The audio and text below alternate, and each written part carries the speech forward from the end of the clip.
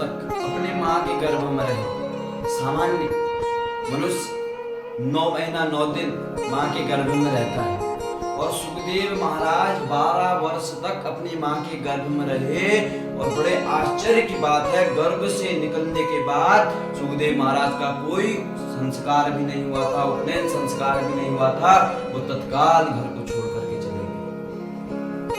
और पीछे से पिताजी कह रहे हैं, यम प्रभजन्तमनुपेतमपेत कृत्यम द्वैपायनो बृहकातर आजुहाव पुत्रेति पुत्रेति तन्वयतया तरवो विदेन्दु तं सर्वभूत हृदयं मुनिमान दोषी।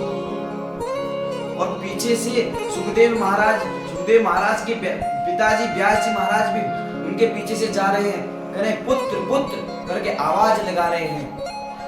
माँ के गर्भ से निकलते ही तत्काल सुखदेव महाराज जंगल की ओर जाने लगे। पीछे से पिताजी जा रहे हैं, अरे पुत्र करके आवाज लगा रहे। और सुखदेव महाराज जी ने कोई पीछे को नहीं देखा। क्यों?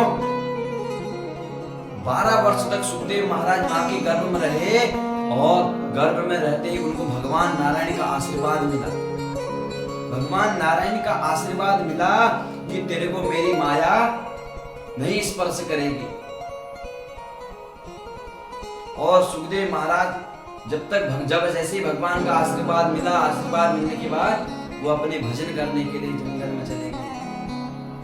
और अब क्या होता है कि जब सामान्य मनुष्य भी अगर 9 महीने माँ के गर्भ में रहता है तो उसको संपूर्ण ज्ञान रहता है कि मैं कौन हूं। संपूर्ण ज्ञान रहता है उसको, मैं कौन हूं, क्या करना है, क्या क्या होता है, सब कुछ ज्ञात रहता है। और जैसे ही इस पृथ्वी में जन्म लेता है, माँ के गर्भ से बाहर आता है, वैसे ही उसको क्या माया लपेट लेती है। समझो कैसे। रामचरितमानस में लिखा है, भूमि परत भाडावर पानी जिमि जी वही माया लपटवानी। क्या? जी वही माया लपटानी। और माया कैसे? जैसे कि हमारे स्रोतों, कहीं पर जैसे कि जंगलों में जाओगे, पानी के जहां पर स्रोत होते हैं वहां पर पानी को देखना कितना पवित्र और कितना सुंदर पानी निकलता है।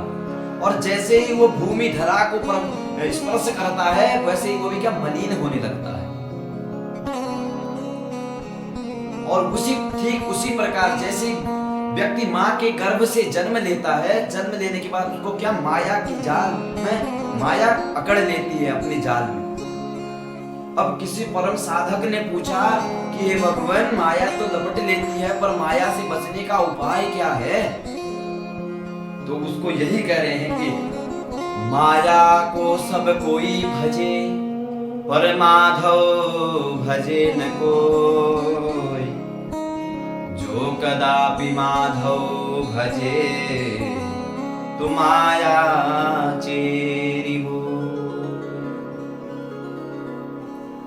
कहने का तात्पर्य यह है, अब जैसे ही माया लपेट लेती है,